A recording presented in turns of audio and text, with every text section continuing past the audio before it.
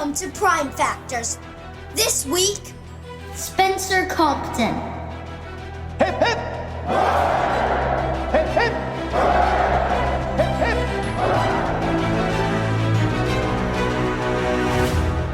Hello, and welcome back to Prime Factors. I'm Abram, and I'm here with my dad. We're reviewing all the British Prime Ministers from Robert Walpole to Rishi Sunak. This episode is number 2, Spencer Compton. Really, it's our 4th episode of our 2nd Prime Minister. Yes, this is our first real episode. Well, the other episodes were also real, but they were pilots. We weren't sure if we would even make them available. This is the first one after we decided to keep going. Abram, do you want to tell everyone our good news? You can find us in Apple Podcasts, Spotify, YouTube, and we even have a website at www.primefactorspodcast.com. Please like and subscribe or write comments or reviews. We're pretty small right now when we're recording, but we want to grow. Okay, we are up on YouTube, but our YouTube videos are audio only. We're still deciding the best way to do that. We don't really want to video us talking, and we don't have enough budget to do that well, but we may do some illustrated podcasts. We'll see. I want us to have pictures in the videos. The other good news is we got an email and a virtual blessing from Graham at Rex Factor. It means a lot to us that they are supportive of our little podcast. I also got an email from Ben at Battle Royale, and am grateful for his comments too. He likes our logo, Abram. That's good. Imitation is the sincerest form of flattery. Finally, I should say that we have no social networks. You cannot find us on X or Instagram or anywhere else. It was enough this week just to get the website up and the podcast available on all the apps. We may look to set up some socials next time, but we don't really have a plan for that right now. Are you ready, Abram? I'm ready. Right.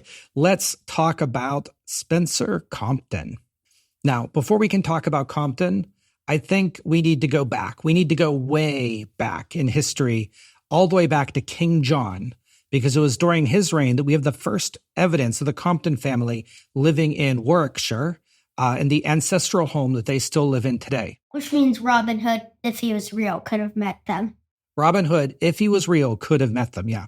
So there was a guy named Edmund Compton. He later built a Tudor manor home there in the 1480s, started during the reign of Edward IV, and that house is called the Compton Wineates. I am probably mispronouncing that because it has too many Y's, and I don't know how to say that word, but it was finished under Henry VII. So, Abram, I would love to tell you that it's a good picture, but here is a picture of Compton Wineates. If you don't know, it's that our ink ran out when printing out the portrait, so now it's all orange with stripes of green on it. Okay, so it's a bad picture, Abram. Yeah. But it looks really cool. Yeah, it's not what we would call a castle, but you can't really tell on that picture because it's orange, but there was even a little dry moat. So it was pretty much a castle, just built during the early Tudor reign. Now, Edmund, he died in 1493, leaving his 11-year-old son, William Compton, to be made a ward of King Henry VII.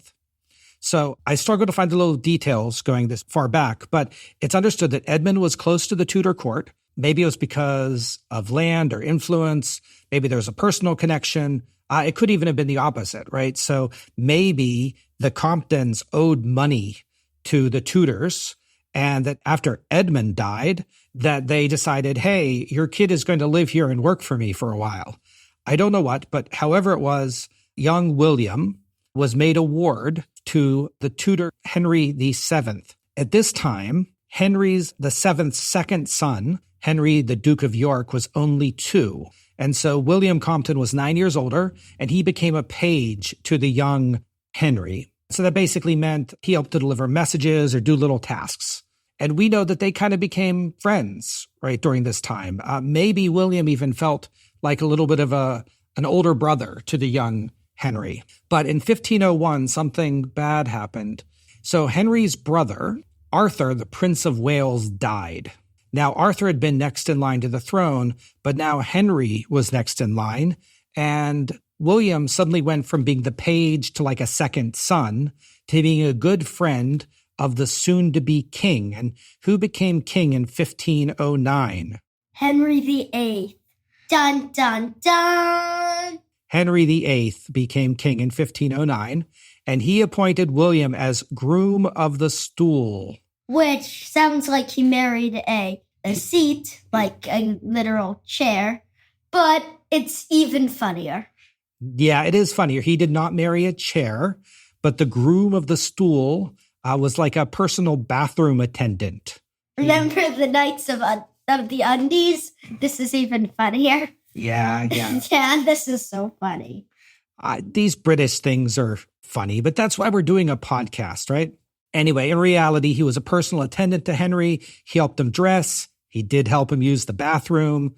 And the word stool apparently is an early name for toilet.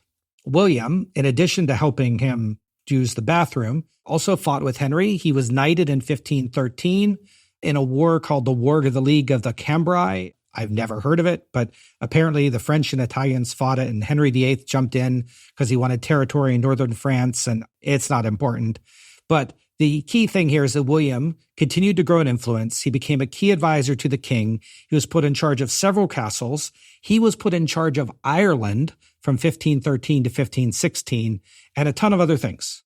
And he's very interesting, and I could keep talking about him, but I've talked enough about this. This is supposed to be a podcast about Spencer Compton, and the fact that I'm talking more about his ancestor probably tells you something about how this episode is going to go. He was perhaps the source of the Compton family's importance on the English national stage. And even though that, he was never given a peerage. And after William, the Compton family was never far from power. His grandson, Henry Compton, was the first member of the family in the House of Commons. He eventually became a baron. His son became an earl, blah, blah, blah, blah, blah. We'll fast forward to a different Spencer Compton, our Spencer's grandfather. He was a close friend of Charles I. He fought for the Royalists during the English Civil War. He was killed in battle in 1643. So that meant that our Spencer's dad, whose name was James Compton, he was only 22 when his dad died, and he became the Earl of Northampton. Like his father, he fought on the side of the Royalists. When the Royalists were defeated, he basically went back to his states, kind of tried to stay out of trouble. He was arrested several times for trying to put Charles II on the throne, but he was never punished significantly.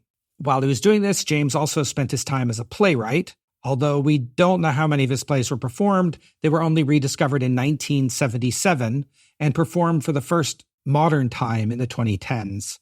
It's kind of nice to think of him as like a closet intellectual. But by 1673, he was made a member of the Privy Council, who's an advisor to Charles II. And in 1674, we finally made it. Spencer Compton was born. He was probably named for a guy named Sir John Spencer, who was his great-great-grandfather who had been a Lord Mayor of London. His father was an advisor to the king. He was born into a family of privilege that had been around for hundreds of years. They had their own castle. Abram, do we have a castle? No. No. Do we know anyone that has a castle? No. That's sad. He was born. He had a castle. Of course. Was it orange? It wasn't orange.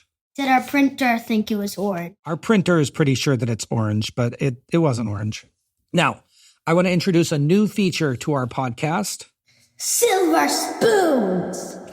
These aren't going to be part of the rating, but it's a funny way to acknowledge that political dynasties ruled the day and who you are related to opened doors for you. So I've built the point system. We're not going to go over all the points in detail, but basically being a baron's worth a point and a half, being an MP is worth 1, an earl is 2.5, being a bishop, serving in the Privy Council, all the normal stuff, like everything. And being a prime minister is worth maybe, let's say 4 to make it like. We don't have anyone yet that his relatives were a prime minister, so we. Hashtag Pitt the Younger. Hashtag Pitt the Younger. So prime minister is worth 4. Sure. Prime minister is worth 4. And then what I do is I add up all of the points for their parents, grandparents, aunts, uncles, and then up the father's line. So the father's father, up until the point where Wikipedia doesn't have a page for them. So looking at Walpole only would have received 5 points or 5 silver spoons, because you might remember he had an evil Tory uncle. But his evil Tory uncle didn't become an evil Tory uncle that was an MP until after Walpole was born. So he didn't get any points for that. But his father and his grandfather were important, and I think both of them were MPs, if I remember right. Now, Spencer Compton, do you want to make a guess as to how many silver spoons Spencer Compton was born with? I'm guessing At least 15. So close, but you're underestimating just how much privilege he was born into. I'm guessing 30. 35 spoons. He had Silver spoon. 35 silver spoons. That's a lot of spoons to give him. Though it would certainly be good if he keeps losing his utensils. Yes, if he loses his utensils, or if he likes soup. Yeah, or if he likes having a bunch of types of soup at once without mixing them using the spoons. Yeah, I think so too. So Compton, he had an uncle who was a bishop. He had parents and grandparents and earls. And I mean, he just had a pretty big, pretty notable family. And I wonder if 35 is going to be actually even unusually high. I'm looking forward to seeing how these scores change as we look at our future prime ministers. So Spencer Compton was born in 1673, but we don't know when. He wasn't the first son. His older brother, George, was 9 at this point. He had a sister, Mary, that was 4, and nobody even bothered writing down when he was born. That is how unimportant he was. He wasn't going to be the heir. He wasn't going to become the Earl of Northampton like his father was. And in fact, we don't know a ton about Spencer's childhood. This is probably going to be the prime minister that we know the least about. I think it's true. Well, one of the things about Spencer Compton is that he is one of the few prime ministers that nobody has written a full-length biography of. I'm not just saying that because I couldn't find one, but I found a different historian commenting on the fact that nobody ever bothered writing a biography about him because he just wasn't seen as that important. Later of course, on, since we're a ranking podcast that does everything, including disputed prime ministers, like one of the disputed prime ministers, even as one of the cards we use, that will come sort of important later on in this episode when we'll tell you why we're super angry at the cards people. But we're doing all the prime ministers. We don't care if no one cares about them. We're just going to do them. Well, I'm going to do my best to make it as interesting as possible. And every time Abram falls asleep, I know that I've done bad. Yeah. All right. He was born when his father was a member of Charles II's Privy Council, but that was also the year when James, the Duke of York, later James II, admitted that he was a Roman Catholic. Trouble began between the Stuarts and Parliament.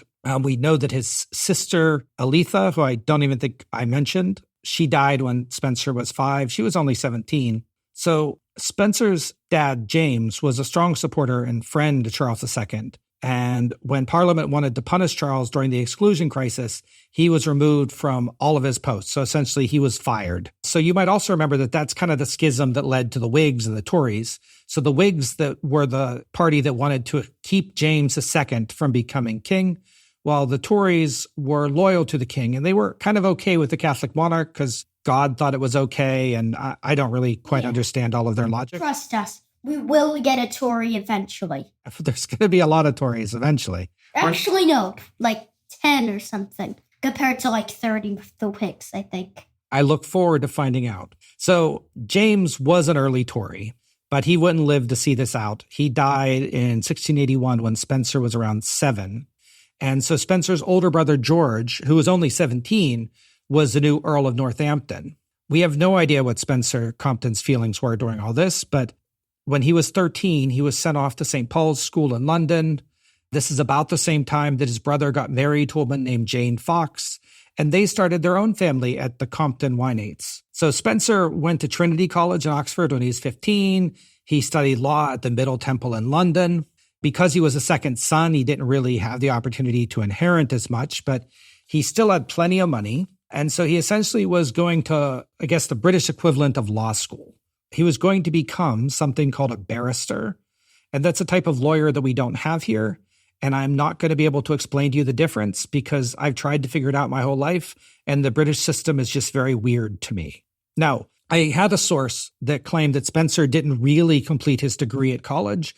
They just gave it to him, even though he wasn't doing very well. Yeah, I assume that's just because literally everyone's biased against him except us. Yeah, I think you're right. One of the things that I found while I'm researching this is that absolutely everyone talks down about Spencer Compton. So we're going to try to give him the benefit of the doubt.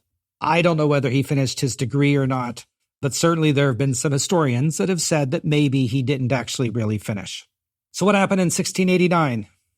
William and Mary. Yep. The Glorious Revolution came, divided families, put William and Mary on the throne. So do you remember the Comptons were royalists, right? They supported Charles II. Yeah.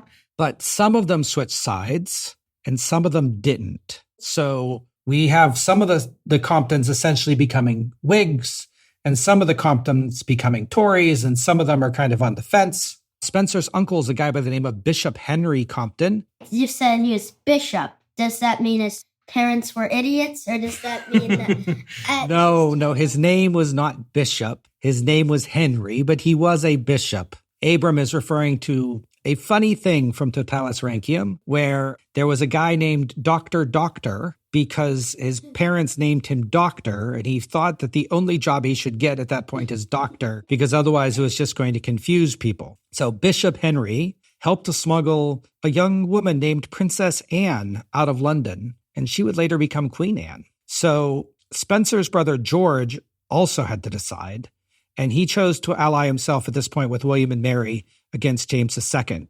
To thank him for this, George Compton carried the king's scepter and cross during the coronation ceremony, basically recognizing his important place and that he had switched sides. But there's a lot of confusion on this point. So one source I read said that this is the point where Spencer and George got into a big fight between the two brothers, and that George was a Tory and that Spencer got in such a big fight that he just became a Whig. I actually think that story is completely wrong, because at this point, as best I can tell, George was the one that had switched to being a Whig. Spencer was still a Tory, and he would stay a Tory for the next 12 years. So there's a lot of confusion. The biographies that I found, I think, aren't perfect. But at this point, Tory Spencer was now against his brother, the Whig George Compton. Around this time, Spencer supposedly picked up drinking. This might not be true either. This might be propaganda. But later in life, a guy by the name of Lord Chesterfield is going to claim that Spencer Compton picked up a drinking habit while he was studying at Oxford, and that he remained a drunk for the rest of his life. I mean, it might be true, but I don't know that I would put a lot of faith in what his enemies say. What do you think? I don't think we should. We're trying to be at least as least biased possible. It's hard. Sometimes these sources are really biased. Trying to figure out what the truth is when you have biased sources can be really tough. So in 1695, Spencer Compton decided that he was going to be a politician. On the advice of his uncle, Charles Sackville, the Earl of Dorset, he ran for a seat as a Tory in the House of Commons in East Grinstead. This had actually been Sackville's old seat before he was made an Earl, but Spencer lost the election badly. There were 4 candidates, 2 seats, and guess what place Compton came in? Fourth. He got 11 votes. Out of? I don't know, like 40. There weren't that many voters. You made it sound bigger than it actually was. So the winning candidate got 16 votes. So him getting 11 doesn't sound so bad. But again, all the sources were like, and Spencer Compton came in last. When in fact, he lost. Not that bad. So losing it didn't really discourage Spencer from politics. And fortunately for him, his brother had connections. His brother had married into the Fox family. Remember Jane Fox? Her sister was Elizabeth Fox. Do they have anything to do with Guy Fawkes? I'm not sure it's spelled the same way. I'll have to check. So Elizabeth Fox had become Elizabeth Cornwallis. I hope there are no people related, or at least no Compton, that are trying to blow up Parliament. If he tried to blow up... This is one of the few things I know that isn't completely king related about British history. Yeah, well, I don't think any of the Comptons are looking to blow up Parliament. Now, this is all too complicated, but there was basically a little family alliance between the Comptons and the Cornwallises through the Fox sisters, and the Cornwallis family basically helped Compton run for a seat in a town called E-Y-E. So thanks to the help of the Cornwallis family, Spencer Compton was finally an MP in the borough of Eye in southeastern England. Can you think of a town name more weird than Eye? Belchertown. Belchertown, Massachusetts. Okay, that is weirder than I. People aren't that good at naming towns. What can I say? So, thanks to this family connection, Spencer Compton won that election. But do you know where he was for that election? Where? On vacation, or he would probably say holiday, I guess. But anyway, he was on vacation in Europe during the whole election. But it is a little bit confusing. So the Cornwallis family were Whigs. He just won that seat as a Tory. There's definitely some weird stuff going on at this point with changing alliances. I don't fully get this, but he did have the seat, and clearly the Cornwallis family thought that he was enough of a Whig that he could have it. But he didn't stay a Tory for long because he officially became a Whig in 1701. And he was a Whig in part because he met somebody. Who do you think he met? Did he meet Walpole? He met Walpole. So Robert Walpole also entered Parliament in 1701. Yeah, I remember that. So it might have been coincidental that he changed to a Whig after he met Walpole. He might have changed to a Whig first. One source that I read said that, he wasn't really that much of a stickler of this Whig thing or a Tory thing, but he thought that his career would go better if he was a Whig. We have no idea for sure. So Walpole proved himself to be a really great speaker, as well as corrupt son of a gun, I guess, maybe. He had his ways. But Compton instead proved himself to be an expert at parliamentary procedures, right? This might have been due to his background as a lawyer. He understood Parliament and very quickly found out ways to get work done. He continued to just progress as a low-level member of Parliament. He ran again in 1701, 1702, 1705. He always won. But in 1705, he got his first real job in the Commons. This was in something called the Elections and Privileges Committee. That was for deciding disputed elections, which happened quite a lot at the time. And it was seen as an important role because he wanted to make sure that his candidate would always win. In 1707, though, he was appointed by Queen Anne to be the treasurer to Prince George of Denmark, who was Anne's husband. So this allowed him to hang out with the royal family. It was a big deal for him. Do you remember what happened in 1709? In 1709, there was a very cold winter. Okay, I've learned something today. But in addition to the very cold winter in 1709, this is when Walpole was going after this guy named Dr. Sacheverell. Remember, he was a high church Anglican. He had been issuing pamphlets, delivering sermons, attacking the Whigs, claiming that the English government was too soft on Protestants, kind of secretly probably being a Jacobite. So Walpole, you might remember, gave some great speeches and was trumpeted as a great leader in that trial. So much of a great leader that they threw him in the Tower of London after everything was over because they blamed him for stuff. Not just for that trial, but, other things too.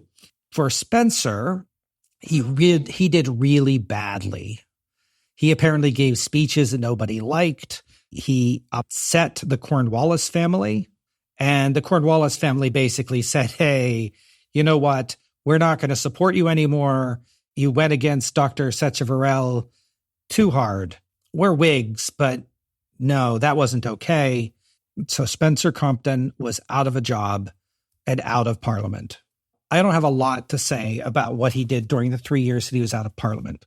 We know that he started living in Sussex for a house that he's eventually going to buy, but he didn't buy it yet. We know that he was picking up books to build a library. Whatever he was doing it. But in 1713, he ran again in East Grinstead, which is where he ran all that time ago. And in contrast to his last place finish, we don't know how well he did. Do you know why we don't know how well he did? Because there are barely any sources about it. Well, yes, that too. But there were 2 seats in East Grinstead that election. There were 2 candidates in East Grinstead that election. They didn't even bother voting. It's you win. No worries. So he might have come in first. He might have come in last. We don't know. Last would have been second, right? Well, last would have been second. Somebody else should have run, clearly. So, by the way, if you don't know, East Grinstead is a bit south of London, near the Ashdown Forest. You and I were there a couple years ago because that's not so far from all the Winnie the Pooh stuff that we went to see. There was a really lovely house. We had tea. It was my first English tea experience in real England. It was nice that we had scones, little sandwiches with the crust cut off. If you're a parent, you should go there. It's good for kids. Anyway, these are the final years of Queen Anne. The Tories were in power, right? We talked about all this with Walpole. Compton was in the opposition, yada, yada, yada, yada. What happened in 1715? It was George the first full year. Yes. So Anne died. The Hanoverian secession happened. King George came to power. There was another election. So instead of running in East Grinstead again, because maybe there would have been more than two candidates running and he might have come in last again, Spencer Compton ran for the Sussex County seat. Isn't that even bigger? Yes. So all of the seats we've been talking about so far have been like little town seats. So this is the first time we've actually seen a county seat. And these were kind of more democratic than the others. So there was, 40 people in East Grinstead that could vote. Do you know how many people could vote in Sussex at the time? 40,000. 40,000. Well, no, 4,000. So a lot more people could vote, but they were all still the rich people for the most part. But it means that he had to win a lot more voters, and he came in second to that election. He won 32% of the vote, and that was enough to take a seat. Good job, Compton.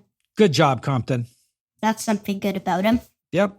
So unlike Walpole, who as soon as George I became king, Walpole seemed to become important, Compton did not. He didn't get any of the early offices that were offered. He wasn't added to the Privy Council.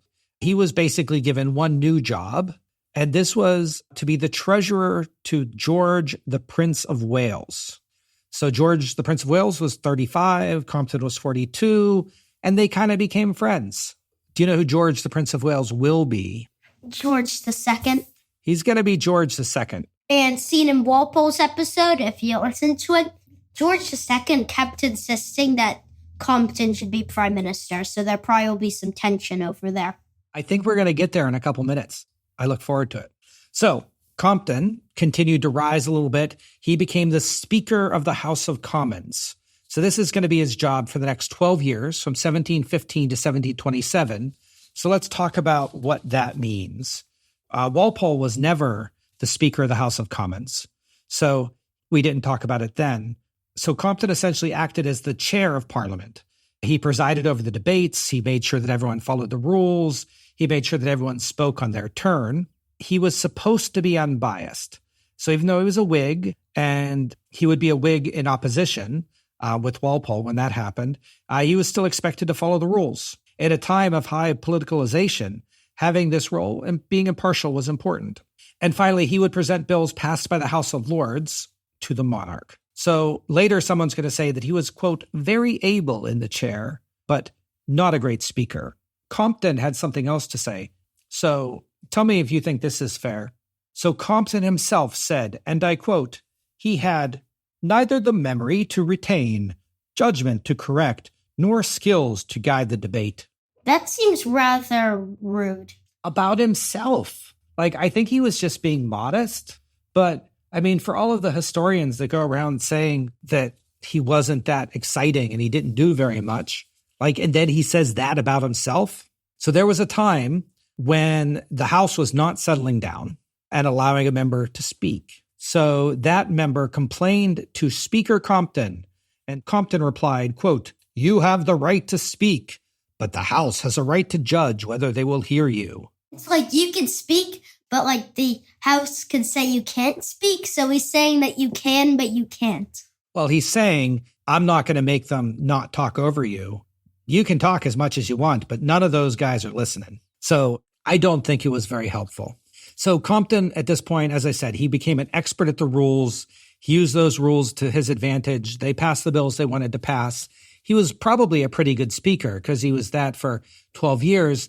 Now, in 1717, you might remember that Walpole had a falling out with George. Basically, King George wanted the English military to help in Hanover. Walpole didn't, so he basically split off some of the Whigs. Compton went with Walpole, but somehow still managed to convince the rest of the House to keep him as speaker. So that was pretty cool. That split only lasted for a couple of years. And you'll remember that Walpole sort of came right back into the government right before that whole South Sea Company crisis kicked off. So it's kind of funny looking at it now because like Compton's just really good at always like being friends with the people in power. So when Walpole's in power, he was good friends with Walpole. When the Tories were in power, he managed to, keep some of his jobs, even when he wasn't part of their party. He's just pretty good at convincing people that they should let him work. Yeah, we'll probably talk a bit more about that in the ranking, but let's just continue with the story. Yeah, so the thing I'm trying to say is that everything was happening around him, but he isn't shaping the story the way Walpole or Stanhope or Sunderland or Oxford or Bolingbroke did. He's just sort of riding the story. Do you feel that way as well? Yeah. Anyway, so with Walpole's help, Compton eventually became Paymaster General. In 1725, he got a knighthood. A couple biographies I read said that this was Walpole buying him off, saying, if you support me, I will make you a knight. But I don't know. Again, a lot of these sources are biased. I think he was probably pretty good at his job. He probably deserved the knighthood for everything that he had done for the House of Commons. Maybe this was Walpole buying him off, but maybe this also was just him getting a reward that he deserved. But he was about to be offered his biggest job yet. What? In 1727, something happened. George I went, George I went, So, we talked about this last time. Walpole had to meet George II to tell him the news that his father was dead and that he was now the king. When Walpole informed now King George II of the death, George told him, quote, go to Chiswick and take your directions from Sir Spencer Compton. So Chiswick, by the way, is probably Chiswick House or Chiswick. I think it's Chiswick in the Chiswick district of London. This was kind of like a headquarters for the Whigs at the time. So the question is, why did George II want Compton? Well, at this point, he had been treasurer to George II when he was Prince of Wales. And they were friends. They were friends. He was good in the House of Commons as a speaker. He seemed a pretty decent choice. Additionally, Walpole had kind of burned some bridges with George II, right? During that whole period of around 1717, when he came back, he upset George II by becoming closer to his father again. So regardless, George II wanted Compton to be his prime minister. But wait, then why didn't Walpole's main episode end in 1727? That's a good question, Abram. So last time we looked at this from Walpole's perspective, but this is kind of the big thing in Compton. So we're going to talk about it again. So Walpole did go to Chiswick. He did speak with Compton. And he basically told Compton that he was prime minister. But one of Compton's first tasks was to prepare something called the King's Speech, an announcement that the king had to give to his Privy Council. So what happened next depends on your point of view. Either Compton, realizing that Walpole was better at writing speeches than him, delegated the writing of the speech and asked Walpole to please help write this speech so that our new king can get the best speech possible. Or Spencer Compton was very scared of writing a speech and upsetting the king, so he'll just make Walpole do it. So I don't know, do you think, was he a good leader by asking Walpole to do something he was good at, or was he afraid and wanted to run away from the job? I don't know. I think it's slightly more likely it would be option A because we haven't seen any evidence of B, but I'm really not sure. Yeah, I don't know either. But do you agree with what I'm saying? I do. And I don't know the answer. I don't know whether he was scared. I don't know whether he was just being a good manager. Yeah, I think it's more likely A, only because if it was B, we would have probably seen signs before. Yeah. So Walpole took this opportunity as a way to stay in power. He wrote the speech, and for all intents and purposes, it was a good speech. Walpole had two other advantages. Number one, he was still good friends with Queen Caroline. So even though Compton had the better relationship with George II, Walpole had the better relationship with his wife, and that probably helped. And then Walpole did something clever with money, and that is that when Compton and Walpole both met with the king regarding how much money they were going to be given in the civil list. Do you remember the civil list? No. That's sort of the pay that Parliament gives to manage the royal household and stuff. So Walpole was offering twice as much money to the civil list for Queen Caroline's expenses than Compton was. And so naturally, Caroline convinced George II, perhaps, or maybe George II convinced himself. Finally, they decided that, okay, well, Walpole's going to stay the guy. Yeah, but why are we doing an episode on Compton? Is he going to come back? I'm getting there. Good foreshadowing, Abram. Good foreshadowing. So Compton basically acted as prime minister for 3 weeks. It was pretty clear at the end of 3 weeks that he really wasn't in control. And he was, some people say he was humiliated. He was just very embarrassed that Walpole had steamrolled over him like this. And none of the prime minister lists say that Compton was prime minister for 3 weeks, right? He never became first lord of the treasury or any of that. But for 3 weeks, he held on to the fiction that he was in charge. But at the end of the 3 weeks, it was pretty clear Walpole had won. So 6 months into George II's reign, Compton was given a promotion. He is now the Baron Wilmington. And that's why we're recording in Wilmington. It is, but this was both a promotion and a demotion because as Baron, he would no longer be allowed to sit in the House of Commons. He could no longer be the Speaker of the House of Commons. He now had to sit in the House of Lords. Yes. So he basically lost his job while getting another job. And maybe it was good. Most historians state that this was a strategic move by Walpole to get Compton out of the House of Commons and out of his hair by ostensibly giving him a reward. Compton, of course, deserved the peerage, right? He had been a great and loyal servant of King George I and then George II. He had been speaker for 12 years, right? He had gotten a knighthood. Of course, he deserved to be a baron. But a lot of the people around him thought that maybe this wasn't really a promotion. So the Baron Heavy said, quote, he seemed just as well satisfied to be bowing and grinning in the antechamber, possessed of a lucrative employment without credit and dishonored by a title, which was the mark of his disgrace. So he's saying that now he's a baron, but it's really his disgrace because he should have been prime minister. A couple years later, he was promoted again. This time, the Viscount of Pevensey and the Earl of Wilmington. George II continued to support him. Compton was added to his cabinet as Lord Privy Seal in 1730. This was mostly ceremonial, but it was a way for George II to keep Spencer Compton close to him. Also, Spencer Compton is one of the prime ministers that's almost entirely known as Wilmington or Earl of Wilmington. There are a few others like that, but he's probably the one that's most oftenly referred to as that. Yep. Speaking of Wilmington, where are we recording today? We're recording in Wilmington. We're recording from the Wilmington Library in Wilmington, Massachusetts. Remember, we were in the Walpole Library before. This is the moment in our story when Wilmington is founded. So let me tell you a little bit about it.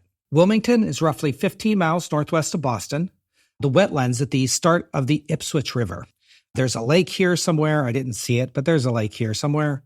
The area was initially settled by either the Massachusetts or the Pawtucket peoples, but I really haven't been able to learn much about the native life here before colonization. In 1628, the Massachusetts Bay Company came to New England, and this territory was originally made part of Charlestown. But the borders were hazy and no Europeans lived here, so they just made the borders as big as they wanted.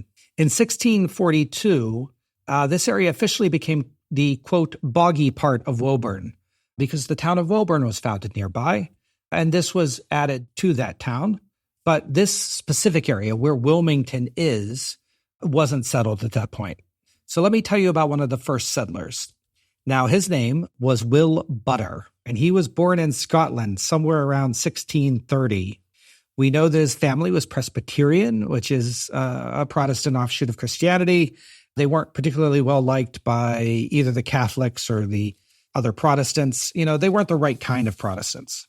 You know about the English Civil War with the Cavaliers and the Roundheads, but this is when Parliament faced off against Charles I, who was trying to assert more of his own authority.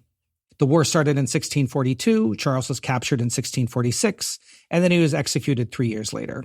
I'm leaving out a lot, but even with the death of Charles, there were ongoing battles, especially in Scotland and Wales, for people still loyal to the monarchy that now felt that Charles II was supposed to be their king. So Oliver Cromwell marched his new model army to Scotland to take on a group called the Covenanters. They were Presbyterian soldiers that remained royalist and loyal to Charles II. On September 3rd, 1650, Cromwell's soldiers met these Covenanters at the Battle of Dunbar. William Butter was one of those soldiers, although probably not an important one. So the Scottish forces were defeated, and William Butter and others were forced into something called indentured servitude. Which isn't good. So what is that? It's like short-term slavery. So for 9 years, his punishment was to work hard for somebody else. Unlike African slaves and the type of slavery that we hear about here, indentured servants would, if they survived, regain their freedom after a period of time, 9 years in this case. Oftentimes the work was very hard, and many people did not survive the 9 years. So he wasn't made a servant in England. He was made a servant in the New World, in Woburn. So for 9 years, he worked for a family in Woburn. And at the end of the 9 years, his family might have paid him something called freedom dues. They might not have. We don't really know. And for other reasons we don't know, he didn't go home after those 9 years were up. Maybe he didn't have the money. Maybe he had a family here. Maybe he loved Massachusetts because, it's pretty nice. Or maybe there were still tensions between England and Scotland. I don't know. But he never went home. Instead, he went to the swampy part of Woburn, crossed the swamp, built a house, and that house is the first house in what would eventually become the town of Wilmington. He raised a family here. More families moved in. It wasn't originally called Wilmington. It was originally called something called Goshen, but it was like a village of Woburn. But in 1730, the townspeople voted and it was incorporated as a town. Why it was named Wilmington, I don't know. But it was named Wilmington only 4 months after Spencer Compton became an earl. And around that time, there were a lot of towns in Massachusetts that were named for prominent peers or members of parliament. So Townsend is going to get his own town in 2 more years. So he gets Townsend, Mass. And others will be. No pins on him, though. No pins, and we're not going to their library. So Wilmington, Delaware is probably the most famous place called Wilmington, but it wasn't really named for him. It was named Willington after a guy by the name of Thomas Willington. And then they just sort of renamed it Wilmington in honor, supposedly, of Compton. But I don't know. It already more or less had that name. He'd also get a town in North Carolina in 1740 and Vermont in 1751. The population of Wilmington remained small. Wasn't even more than 1,000 before 1900. There were troops from Wilmington that fought in Concord during the American Revolution, and the town just kept moving on. In 1803, it was connected to Boston through the Middlesex Canal, and it was connected to the rest of the country by railroad in 1835. And that's where we are. And I think we probably better get back to Compton. Yeah. So while Compton settles into being an earl, let's step back to look at his family life. So Compton purchased a mansion in a place called Eastbourne in East Sussex in 1726. And then he built it and refined it over the coming decades. 1726? 1726. That's before where we are now. It is before where we are now, but we're moving in history. So he named this house Compton Place. So let me give you a picture. It's another orange picture. It's even more orange. It looks pretty cool. It looks taller, but less castle-like. When I think of his family, I like to think that maybe they were all joining him in that very orange place at Christmas. Although, honestly, I have no idea if they did that. For those of us that don't know English geography well, this is near the south coast of England and pretty far from Compton Wineates, which was in northwest of London. We know that he'd ever married, and I wasn't able to find any real information on anyone that he might have wanted to marry. These days, you might say that he didn't marry a woman because maybe he liked men, but there's no evidence of that.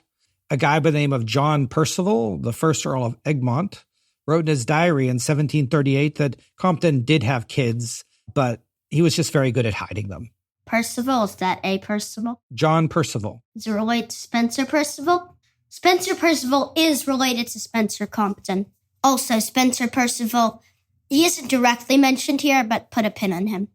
Yes, so there is a Percival. He's probably related to Spencer Percival. Like pretty closely, I assume. So put a pin on Spencer Percival. Anyway, let's just continue. So according to a historian named Dick Leonard, Compton at least had a daughter, and this daughter actually married a man named James Glenn, who was a future governor of South Carolina of Colony. So we can connect the dots. We think that the daughter might have been someone named Elizabeth Wilson, and she was the granddaughter of someone named Sir William Wilson. But the name is too common, and it's just not able to connect the dots to figure out who Compton might have had a relationship with. So Spencer's sister Mary had married somebody called Charles Sackville. We talked about him. And she died very young at 22. Charles died in 1705. But Spencer Compton continued to have a relationship with his nephew, who was called Lionel Sackville. And he became the Duke of Dorset. In fact, Spencer helped all three of Lionel's children become members of Parliament in 1734. So Charles Sackville got a seat at East Grinstead, just like Spencer Compton previously did. John Sackville in his old seat in Sussex, and George Sackville in a place called Hythe. And I have no idea how he managed to help him get into Hythe, but presumably he knew people. And this basically would be kind of like the Compton power base. So remember how Walpole had like all of those relatives that would be in Parliament with him? Compton now has that too, but just he doesn't have as many relatives. So Spencer's brother George had also died at this point. So leaving his son James as the fifth Earl of Compton. And although George had become a Whig, his son James was a Tory, and in fact was also in Parliament since 1710. So do you remember way back when Harley, who I think became Oxford? Yeah, Oxford. Who was made Adrian Walpole Part 1, but unlike Bolingbroke, never really came back. Yeah. So remember when he added a bunch of peers to the House of Lords to try to make it more Tory? I don't remember Walpole Part 1 that well, so no. I think if it was the last episode, I would.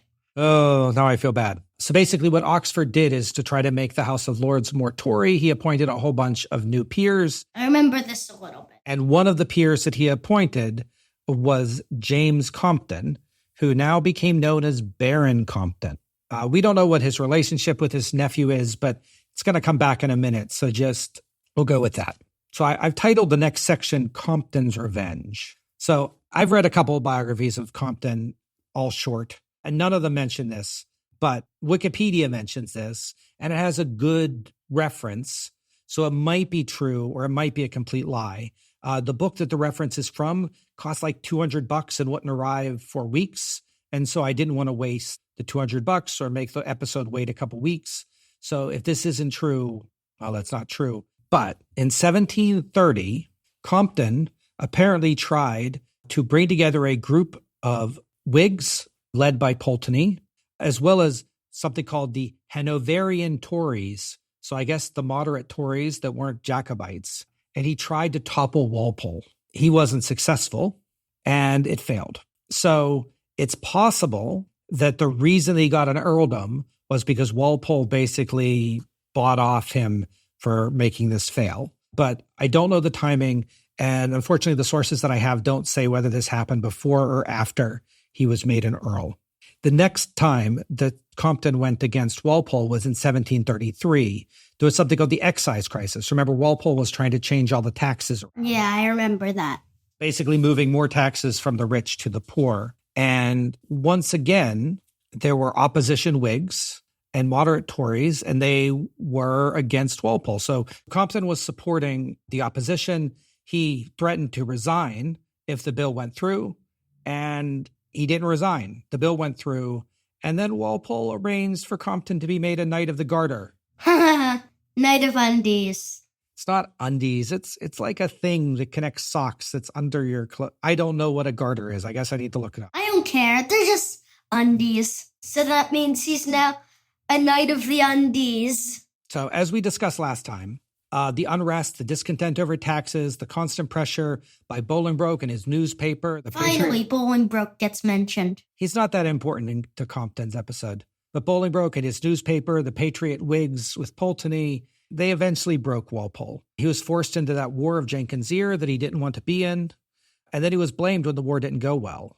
That led to a confidence vote, or what they call a confidence vote, over Chiswick, which ended in Walpole's resignation. And after 2 decades in power, he was gone. But with him gone, it was necessary to select the next prime minister. However, Walpole at this point was the only prime minister, and the role wasn't well defined.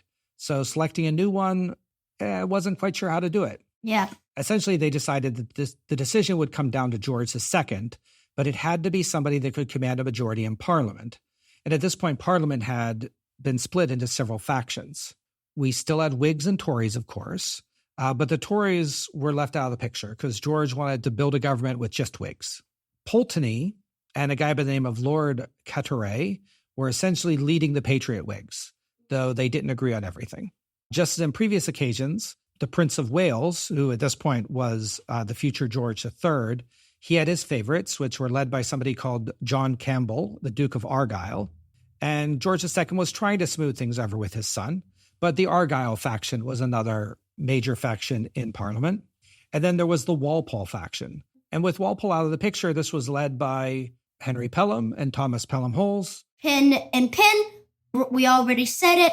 No 2 pins on Pelham, 1 pin on each of them. Yes. They wanted a more direct continuation of Walpole's policies. So George II consulted with Pelham Holles and consulted with others. And you might be surprised about this, but who did they offer the job of prime minister to? Compton? No. Who? Pulteney. And you know what he said? No. He said no. Though he will sort of become prime minister. Well, he's not going to say no the next We are time. going to have an episode, but he won't become prime minister, let's just say. He won't say no the next time, but he also won't be successful. So Pulteney turned it down, but he did offer to help identify the right candidate. Lord Carteret wanted it. I think it's Carteret. It might be Carteret, but I think it's Carteret wanted it. But Pulteney didn't like him enough, even though they were technically working together, so he didn't get it. And at the end of the day, the compromise was advanced Wilmington, Spencer Compton. As the candidate, George II liked him. They had a long relationship. He previously had him try to be prime minister, and Compton accepted the role and became prime minister officially on February 16th, 1742. How do you think he's going to do as prime minister? I really don't know. So it's difficult to summarize his time as prime minister. So he had recently developed kidney stones, so he was in a lot of pain. He was having trouble working. We know that one of his first actions was to try to resolve the Whig split, bringing back Argyll's faction into the government. And he did this by increasing the civil list, again, giving more payments to the Prince of Wales. The Prince of Wales backed Compton, and the Duke of Argyll said, okay, we're friends again. We also know that he had hoped to expand his government to include moderate Tories, those Hanoverian Tories, but George II wasn't having any of that still. But for most of his time as prime minister, Lord Carteret was probably the real one in charge. He was the king's favorite at that point. He spoke fluent German. He would have gotten the job if Pulteney didn't push back on him getting it. And he was at this point the Secretary of State for the Northern Department. So Pelham Holles was Southern, by the way. Carteret's involvement was so encompassing that some people say that Compton was just, quote, the nominal prime minister during this period. So he wasn't really prime minister. Even though we're doing an episode on him. He was officially prime minister, but, this other guy was really in charge. Carteret even visited one of the battles during the War of Austrian Succession, and that's something that Compton never did. Another factor that weakened his government was that no one in the Privy Council was in the House of Commons. Everyone at that point had been promoted to be a peer. Nowadays, of course, this doesn't happen because the prime minister's in the House of Commons. But this was Spencer Compton being prime minister from the Lords. Yeah. It'll be common for a while, but it eventually won't. The last one will be prime minister ending in 1902. So not recently as that happened in the time it is now. So all during his time in office, the War of Jenkins' Ear, which became the War of Austrian Succession, Compton didn't have very much involvement in it personally. And basically, Carteret and Newcastle were dealing with it. Newcastle is Pelham Holles. So I'm going to hold most of the discussion of the war until we get to Pelham Holles' episode. The one thing that Compton did manage to pass was something called the Place Act of 1742. This might be his biggest accomplishment and the biggest reaction to Walpole's corruption. This law made it illegal to give members of parliament certain offices that could be used to bribe them. So this is something that Walpole liked to do, and he basically was trying to make Parliament less corrupt. But Compton's health was in decline, and he died of kidney stones on July 2nd, 1743. And also, it's unknown if he was 69 or 70. We're just going to go with 70 because I do want him to have, in one category, an advantage over Walpole. He would either way, but this one he'd have slightly more an advantage. So once we get to that, he's going to get 7 points. So after his death, his house, but not his earldom, actually went to his Tory nephew. Some of his books and his valuables were auctioned off. One of the sources said that the Sackvilles expected to get his inheritance because they were really close to him and he had made them all MPs, but for whatever reason, he passed over them in favor of his Tory nephew. I don't understand why. Feels odd. Maybe deep down, he wanted to pass it on to a Compton. So I'm going to end the biography portion of his episode with a poem. See yon old, dull, important lord, who hath a longed for money board, sits first, but does not lead his younger brethren all things make, so that the treasury's like a snake, and the tail moves the head. It's not that good of a rhyme, but I just think he is the old, dull, but important lord. And that's a good way to think of Compton. He's dull, he's important, he's dead now. Okay, so let's rank him. Okay, rating. The first category is 1 to 40, how much accomplished? So you'll go first, 1 to 20. How much did he accomplish? We're counting his political career because oftentimes prime ministers have big political careers, but not big times prime minister. His political career, he himself didn't do that much, right? Well, he was Speaker of the House. Yes, I'll give him, I think, 2 points for that. And he had an anti-corruption bill that he passed. Which I'm going to give him 3 points for the original. I'm going to give that one 2 points. And as prime minister, what did he do? Die. Did he do anything? I mean, he passed the Anti-Corruption Act. Which we mentioned. So he only gets 5 from me. From you, what does he? He doesn't get a lot of points. You can agree with 5 out of 20?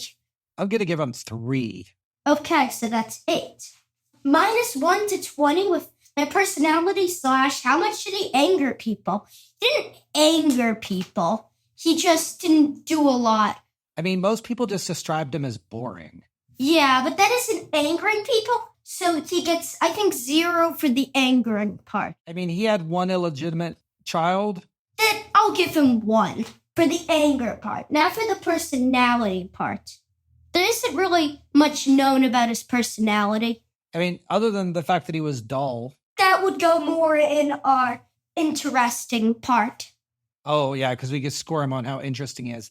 I honestly think that for the negative points here, I'm only going to give him 1. So that means minus 2.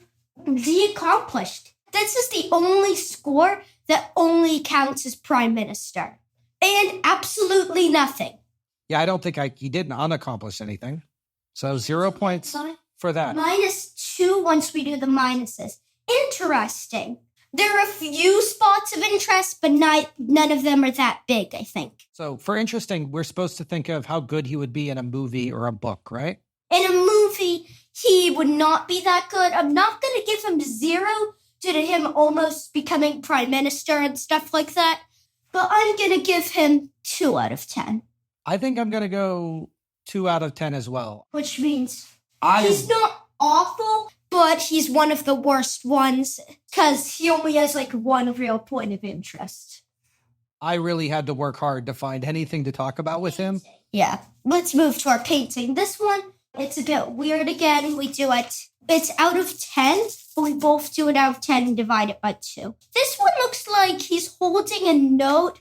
It doesn't look as official, but on the same side, he looks a bit healthier, you could say, than Walpole.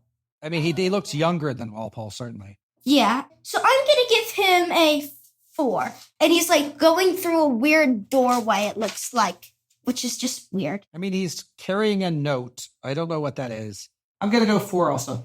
Which means he gets 4 for that. So this is the part where we would normally look at his picture on our Prime Minister playing card. Except he doesn't have a picture on our Prime Minister playing cards. How come Pulteney has a picture and he wasn't even a real Prime Minister? And more impressively, how does a cat have a picture? Well, that's exactly right. We're going to be reading the cat instead. Instead of talking about Spencer Compton and his picture on this card, we're going to be looking at the picture of Larry. And we're also going to be reading it. The chief mouser to the Cabinet Office, otherwise known as the number 10 cat. Quote, from the time of Henry VIII onwards, cats have served cardinals, chancellors, and prime ministers as mousers. The cat with the longest term at number 10 is Wilberforce, who served under Edward Heath, Harold Wilson, Jim Callaghan, and Margaret Thatcher from 1973 to 1987. But the picture on the card is of Larry, who is a very cat-looking cat. That's all I'm going to say. I don't think he gets any points for being a picture of a cat, though. Yeah. Now for his time. His time, 1 year. Yes. So Spencer Compton was officially prime minister from February 16th, 1742 to July 2nd, 1743. So that is 1.37 years, but we round down, so we only give him 1 point. And his total, that means, is 22. Because he was 70 years old, so he gets 7 points for his age. Which means he's not terrible. Honestly, I expected him to get a bit worse than that. But he did get pretty high on the lifespan points, and he got a little bit accomplished, and he really didn't have a lot of minus. Except everything else was sort of little, so he only got 22, and no decimals. Okay, 22 points. So we now have to answer the question. Known or ice cream cone. What do you think, Abram? What do you think? He's the most boring prime minister I've covered so far. Except, remember, he was sort of powerful. He didn't do it a lot, but he was still very powerful. I know, but I gotta be honest. This deck of cards gave a card to a cat before giving it to him. I don't think he can be considered known. Yeah. I think he's an ice cream cone. Yeah, he's probably an ice cream cone. So, with that, congratulations, Spencer Compton. You're an ice cream cone. You do not win our prestigious award. Yes, though it doesn't really do much in our podcast. We might do the things to determine the best later, but we might just use the scores. We'll figure it out when we get there. We got a lot of prime ministers A left score to go. of 22, which is less than half of Walpole's. Yes. So with that, I think we need to end this for the evening. Please don't forget to subscribe, like, comment, all of those things that you're supposed to do. With that, I'll say goodbye. Bye. See you next time.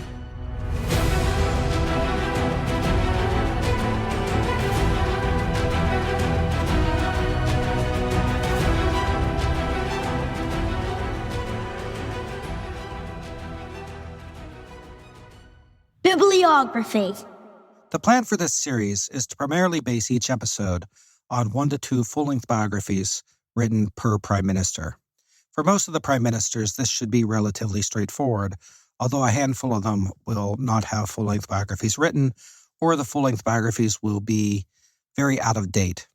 For example, with Robert Walpole's, there were contemporary biographies that were not tremendously useful for my efforts.